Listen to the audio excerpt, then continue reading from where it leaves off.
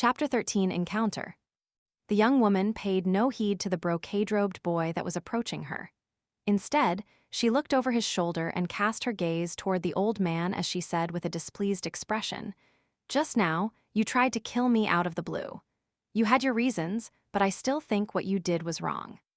The brocade-robed boy stopped a few meters away from the young woman, looking at her with an earnest expression as he said, "My name is Gao Zhen, and I am from Yiyang County of the Great Sui Nation.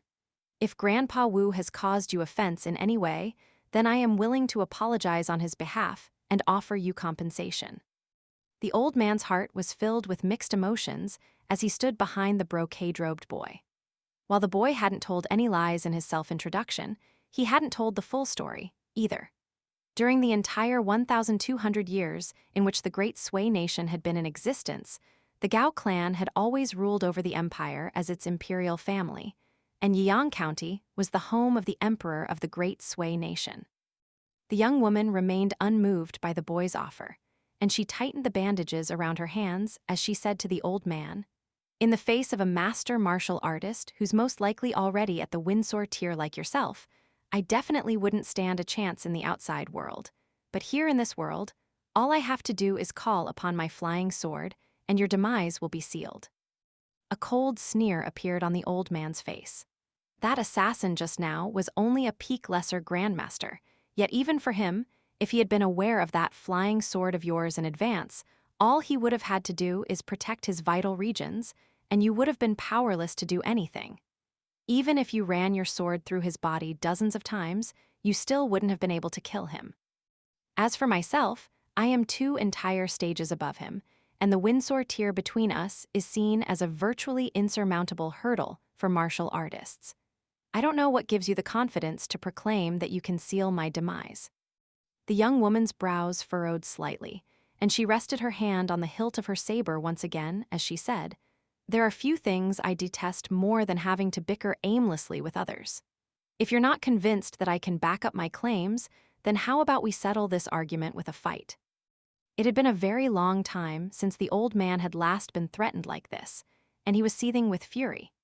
If it weren't for the fact that they were stuck in this godforsaken place, regardless of how exceptional the young woman's aptitude was, there was simply far too massive a cultivation-based disparity between them, and the old man would have been able to crush 10 of her at once with ease.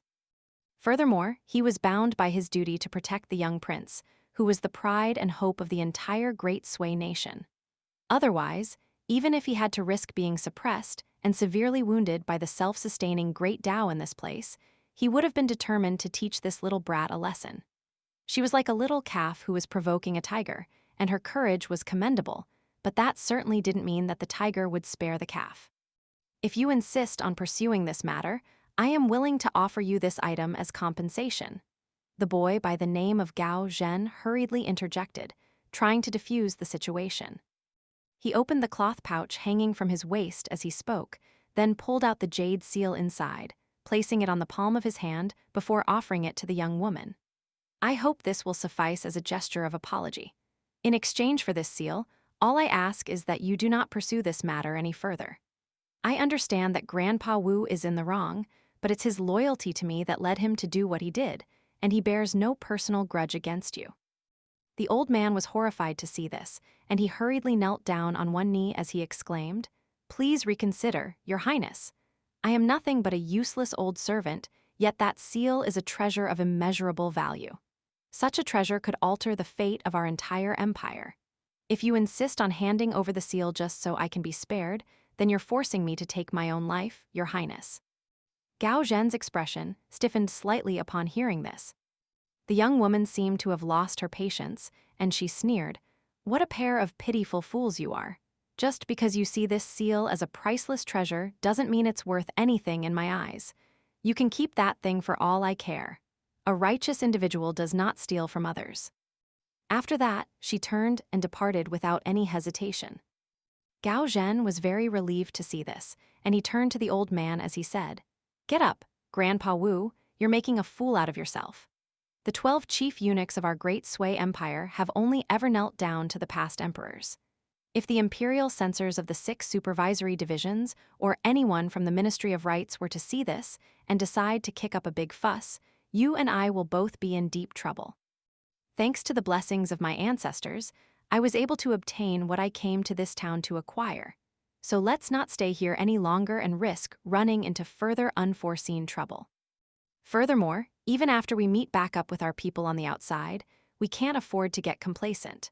Among the 6 pillar nations of the Great Li Empire, the Yuan clan and the Cao clan may be in opposition with one another, but unfortunately for us, both of these pillar nations are sworn enemies of our Great Sui nation. If anything were to happen here that negatively impacts your ability to perform in battle, then it'll be very difficult for me to return safely to our Great Sui nation. The old man nodded in response as he slowly rose to his feet. I am well aware of this, Your Highness. At this point, the young woman in the veiled hat was already over 20 meters away from them. All of a sudden, a gentle breeze blew past Gao Zhen, rustling through his hair and causing his robes to flap incessantly. As it turned out, the old man had never intended to let the young woman off the hook, and he rushed toward her from behind, stomping heavily down on the ground with his first 3 steps, causing the earth to rumble violently, penetrating all the way down to over 10 feet beneath the ground. With his 4th step, he sprang high up into the air before throwing a punch at the back of the young woman's chest. The young woman immediately twisted around with the tip of her left foot as a pivot point, and at the same time, she drew her saber with her right hand, sending a streak of white light that was even more dazzling than the radiance of the sun sweeping through the alley. The old man swooped down from above, using gravity to his advantage, and his fist slammed straight down onto the sharp edge of the saber, but only a light gash was sliced into the back of his hand. Upon landing on the ground, the old man continued to charge forward, forcing the saber-wielding young woman back in retreat. The old man then casually extended his palm in what appeared to be a very calm and slow gesture, but in reality, his palm reached the young woman's forehead like lightning. He was just about to exert more force through his hand to completely crush the young woman's head when he suddenly stepped to the side, just in the nick of time to avoid an attack coming from behind. The sound of blade plunging into flesh rang out, and he looked down to find the tip of a sword protruding out of the right side of his chest. As it turned out, the young woman's flying sword had swooped in to save its owner. Despite this, his expression remained completely unchanged as he gripped the tip of the sword between 2 of his fingers before pushing it backward, forcing the flying sword out of his chest. Due to the fact that he was hindered by the flying sword, not only did the old man fail to crush the young woman's head, she was able to spring back in retreat, and taking advantage of this brief window of respite, she sprang away like an agile panther, quickly disappearing out of sight. Gao Zhen was absolutely livid, and his fists were tightly clenched as he yelled with a furious expression. Seal-holding eunuch of the Directorate of Imperial Horses, Wu Yue, why are you going against my wishes and doing as you please? Do you really think you're invincible in this town? We are the ones in the wrong, yet not only did she not try to extort us, she was willing to let bygones be bygones, so why would you do something so ungrateful and underhanded? This is an outrage.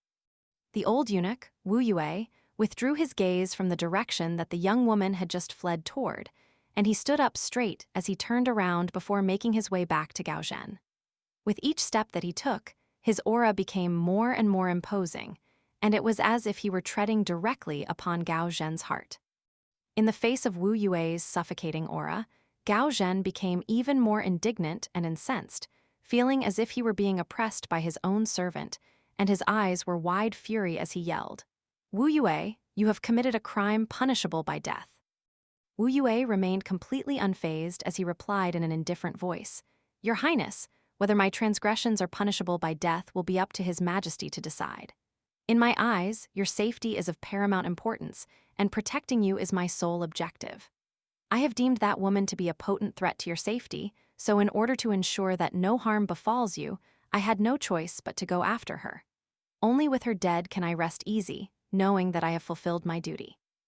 Looking at the barely repressed rage in Gao Zhen's eyes, Wu Yue sighed, I have worked in the imperial city for over 60 years, and during my time there, I've seen far too many sinister schemes and machinations. For the pursuit of power and prized resources, there are no lows that people aren't willing to stoop to, and I simply have no faith left in humanity. While protecting members of the imperial family, I've dealt with no fewer than 30 assassination attempts over the years. Your Highness, you must understand that these assassins are far more cunning and sinister than you can imagine. There are some who are so demented that they are willing to give up even their own lives for their cause, and it's impossible to imagine the lengths that they're willing to go to in order to achieve their objectives. Take that masked assassin and that woman just now as examples. Gao Zhen stabbed a finger in Wu Yue's direction with a cold look on his face as he furiously interjected. "Shut your mouth, you old, castrated donkey. I don't want to hear any more of your senseless ramblings. All I know is that you've completely gone against my wishes and foiled my plans to recruit that woman as an ally. Even an idiot would be able to tell that she possesses exceptional aptitude. Even if we compare her to the most talented prodigies out of the cultivators on the mountain, she would still be among the cream of the crop. A prodigy of her caliber is exceedingly rare even across the entire eastern treasured Vile continent, let alone our great Sui nation or the great Li Empire. All I would have to do is nurture her for 10 years, 20 years at most, and she would become the most lethal assassin at my disposal. With her at my side, no one would dare to stand against me, regardless of whether it be terrestrial gods or superior grandmasters in the martial arts. Don't ever forget that I, Gao Zhen, will be the future heir to the great Sui nation's throne, and you're nothing but a castrated old geezer who will serve me until you die." Strangely enough, not only was Wu Yue not incensed by the scathing tirade directed at him, his eyes gradually lit up with a sense of gratification. After Gao, Zhen had finally gotten everything off his chest and was panting from exertion. Wu Yue smiled as he said, "Your Highness, there are some things that you've never experienced, so you're unaware of just how perilous and sinister human nature can be. However, you are the spitting image of His Majesty's younger self, and I couldn't be more proud to see how you've developed over the years." An awkward atmosphere descended upon the alley. After taking a moment to calm down, Gao Zhen realized that he had severely overstepped his boundaries. He still hadn't been officially chosen to become the heir to the throne, yet he had just displayed the utmost disrespect to the seal-holding eunuch of the Directorate of Imperial Horses and one of the 3 gatekeepers of the Great Sui Imperial Palace. In addition to that, Wu Yue was an extremely trusted subordinate to Gao Zhen's parents, the Emperor and Empress of the Great Sui nation. With that in mind, Gao Zhen was struck by a sense of remorse, but right as he was about to say something, Wu Yue smiled and said, "Your Highness, I know what you want to say, and I have this to tell you. Do not apologize to your servants. There's simply no need to do so, and not only is it unbefitting of your status, the servant may not accept your apology anyway. Even if you feel guilty, you must bury that guilt deep in your heart. The rulers of nations are revered as dragons among men, and everything they say is to be taken as law, so they cannot afford to waste their precious words apologizing to servants. Given my current status, it's still too early for you to be saying this to me, Grandpa Wu," Gao Zhen said. All of a sudden, Wu Yue's entire body abruptly tensed up as if he could sense the presence of a formidable foe nearby, and he dragged Gao Zhen behind him before casting his gaze toward the lifeless body of the masked assassin. A tall and graceful middle-aged scholar had appeared at the end of the alley without any warning, and he slowly made his way into the alley, arriving near the assassin's body before crouching down to remove his mask, revealing a strange face with its nose and eyebrows removed and some characters tattooed onto its cheeks. It was clear that this man had once been a prisoner. The scholar looked on in silence, having already anticipated this. The root of this plot most likely stemmed all the way back from that Confucian temple. A fervent look appeared in Gao Zhen's eyes as he made his way out into the open from behind Wu Yue, then extended a salute as he asked in a respectful voice, "May I ask if you are Mr. Qi from Mountain Cliff Academy?" The scholar stood up straight again as he turned to Gao Zhen and said, "If it wasn't for the fact that you've already claimed that fated opportunity, the 2 of you wouldn't be able to leave this place so easily." According to the earliest rules set by the 4 sages, outsiders who engaged in battle in the town were to be punished. The punishment wasn't very severe, but it wasn't just going to be a light punishment either. If an outsider were to kill any of the mortal residents of the town, they would be evicted without exception. But there were loopholes to be exploited when it came to battles between outsiders. And for 3 of the groups of outsiders who had entered the town, including Gao Zhen's, they had all brought servants with them precisely because they knew that there was a chance that this rule could be broken. In the case that the rule was broken, they would be able to use their servants as scapegoats and place the blame squarely on them.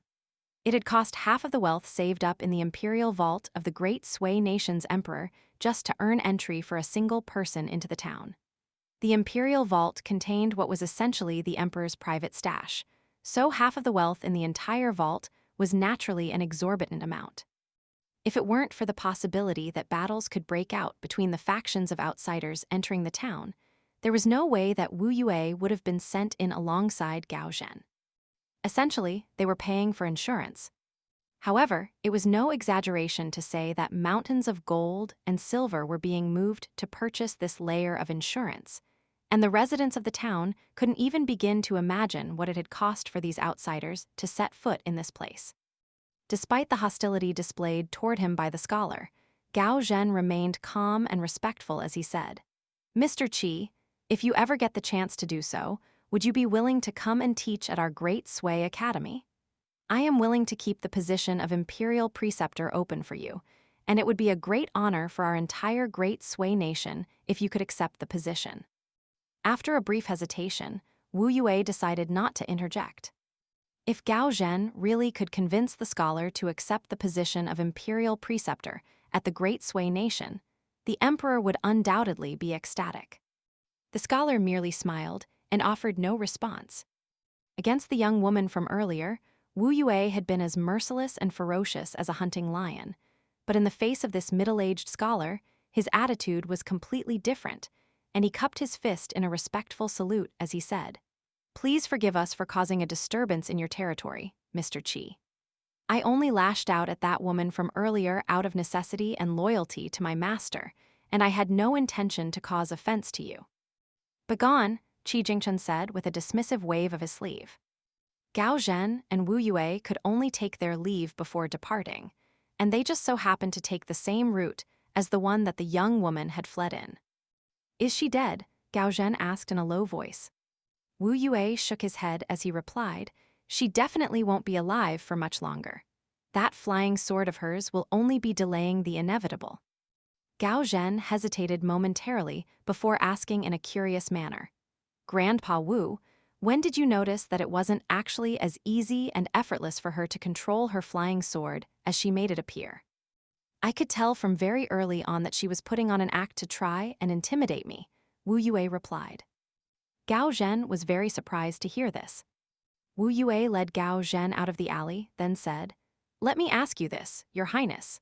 Having seen all types of exotic and luxurious things in this world, are you still interested in the mundane Chinaware produced in this town?"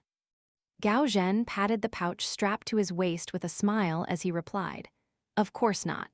Only this jade seal or objects of a similar caliber to it would be enough to catch my interest." Wu Yue nodded in response. That's the correct response. While using her flying sword, the young woman had appeared to be extremely calm and collected, looking as if she had done something completely pedestrian and mundane. However, after detecting my cultivation base, she immediately decided against engaging me in battle, and she was particularly afraid that I would see through her act, so she intentionally provoked us as a form of intimidation. In reality, she was trying to defuse the situation in a roundabout way. She was afraid that I would be intent on killing her in order to eliminate her as a potential threat, which was why she felt like she had to act the way that she did. Of course, I was able to see through her guise in the end, so she didn't do as good a job as she thought she did, but it's already quite remarkable that someone her age is so bold and cunning. However, it's exactly because of this that if she were to be left to develop unchecked, she could eventually become an extremely potent threat to you, which was why I was determined to kill her. For a girl her age, it would have been no surprise for me at all to see her rush recklessly into battle without considering the consequences.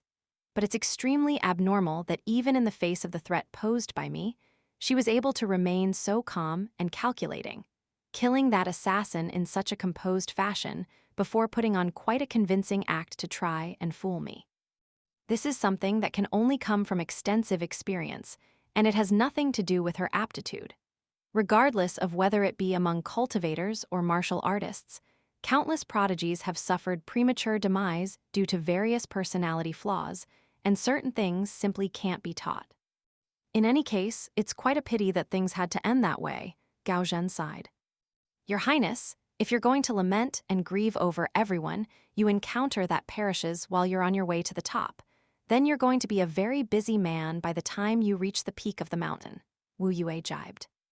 I'm not convinced of that, Gao Zhen replied with a smile.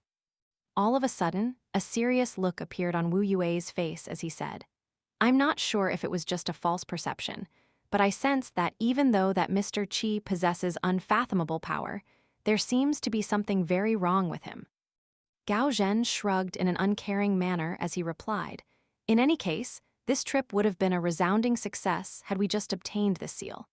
Who could have anticipated that this seal would be completely insignificant compared with the other treasure that we obtained? We've already gotten far more than we came here for, so we should be more than satisfied.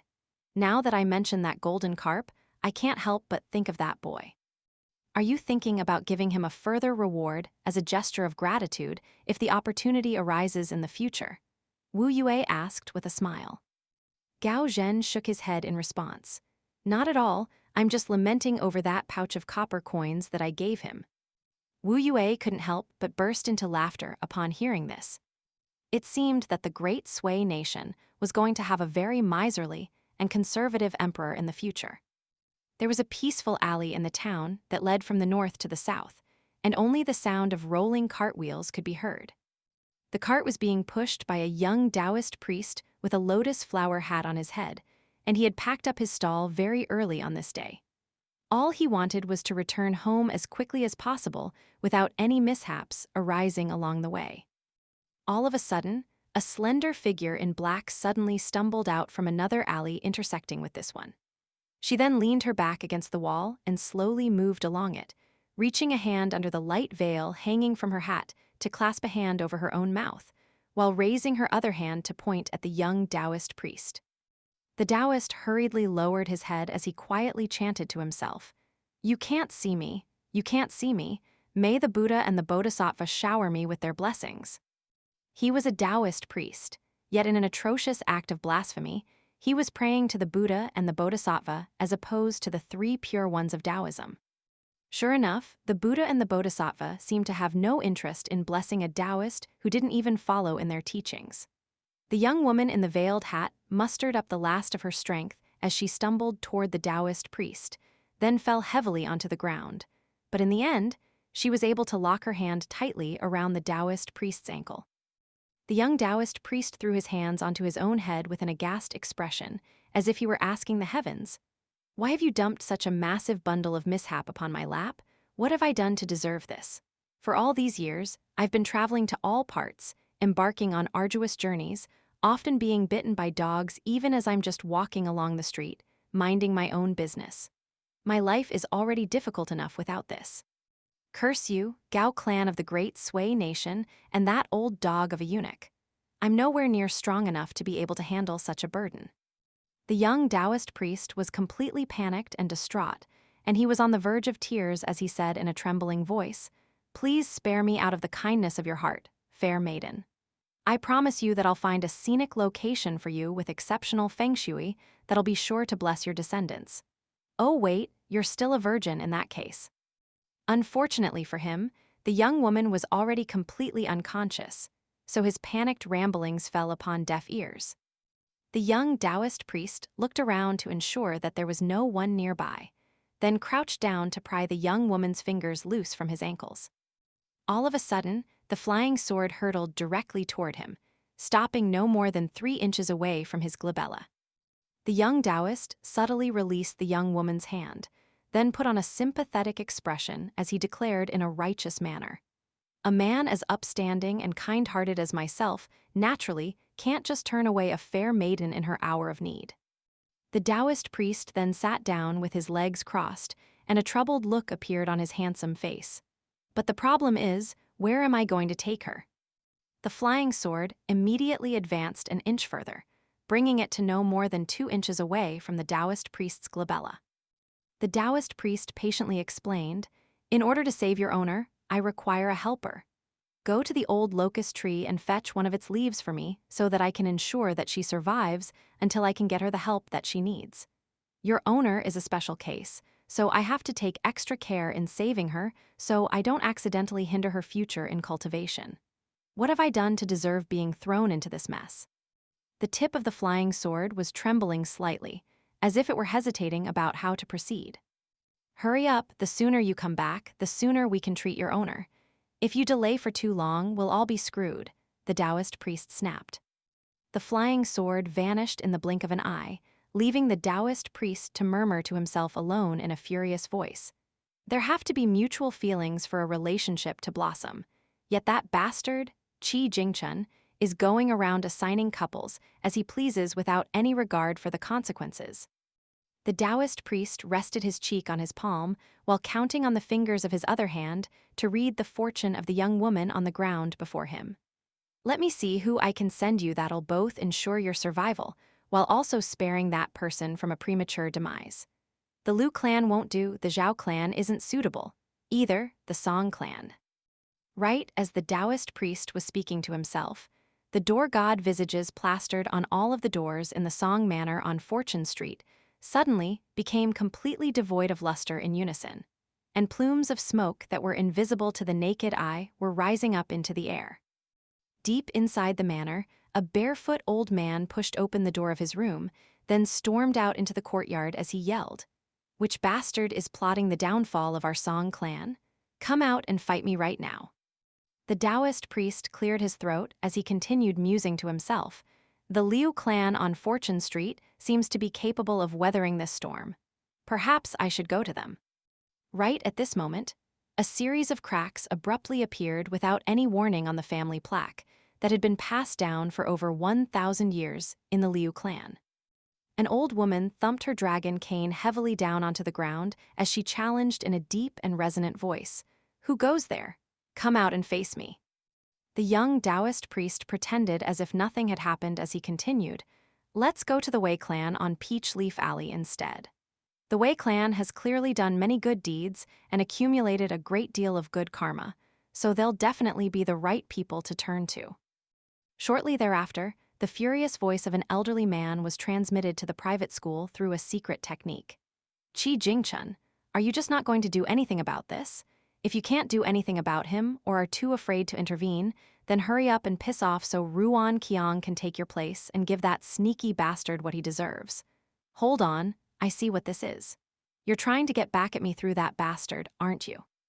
There was a man on the bank of the creek to the south of the covered bridge, and he was in the process of digging wells with some other people when he suddenly rose to his feet and turned to the south with his lips moving ever so slightly. A voice that resembled rumbling thunder instantly rang out above Fortune Street and Peach Leaf Alley. "That's enough. You are not to disrespect Mr. Qi, and I will not interfere in the matters of the town before Chunfin arrives." Chunfin is another one of the 24 solar terms on the traditional Chinese calendar. Following the intervention of this authoritative voice, everyone immediately fell silent. Meanwhile, the culprit behind all of this, the young Taoist priest, was in the process of picking up the hand of the unconscious young woman on the ground before him. With his other hand, he took the locust leaf that had been brought to him by the flying sword, then placed the leaf onto the palm of her bloody and mangled hand. As soon as the locust leaf came into contact with the injuries on the palm of her hand, those injuries instantly melted away like snow and ice under the scorching sun. The Taoist priest mused to himself in amazement. "Whenever I see the power of this world in action, I can't help but be." He scrambled to find a suitable adjective for what he was feeling for a while, but was unable to come up with anything that could fully encapsulate what he felt. In the end, he looked down at the young woman, who was looking very much worse for wear, and he still had no idea what to do with her. "Seeing as there's more that rests on your fate than I first imagined, I have no choice but to take the exact opposite course of action to what I've been attempting to do up to this point." Out of the roughly 600 households in this town, all of them have had the aura of this secret realm rub off on them for generations, so it's a simple task for me to find someone blessed by fate and good fortune. but finding a penniless pauper here is even more difficult than trying to ascend to the heavens. It's the equivalent of sending me to the imperial court, but instead of asking me to find an official, you ask me to find a beggar. This simply seems to be a hopeless task. All of a sudden, a potentially suitable candidate sprang into the Taoist priest's mind. But instead of being elated by this find, he became even more aghast, and he closed his eyes as he thought about whether it was right to potentially bring more misfortune upon someone who already had nothing. After a while, he reopened his eyes as he sighed.